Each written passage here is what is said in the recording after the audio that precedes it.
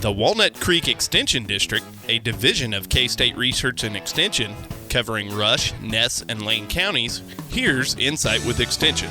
Now that the holidays are over and you are wondering what to do with that Christmas tree, many municipalities allow old Christmas trees to be placed curbside. Trees are then collected and ground up for mulch or burned. If you miss the designated date or your trash collector doesn't accept trees, there are several options to prolong the useful life of the tree. First off, an old Christmas tree can be used to benefit birds by placing it in a corner of your deck and spreading some birdseed nearby, or tying it to a deciduous tree or post near a bird feeder. The birds benefit from having escape cover nearby when hawks or cats threaten, and the dense branches reduce the wind chill on a cold night. Another thought is sinking your Christmas tree in a pond as an easy way to improve fish habitat and fishing. The tree serves as little coral reef, and that the branches provide an area for water plants to grow, as well as cover for minnows and other forms of small aquatic life. Larger fish are drawn by the shade and the presence of prey. How do you sink a tree, you may ask? Tie the base to a cinder block with a short, stout rope and toss it in. Just be sure to get permission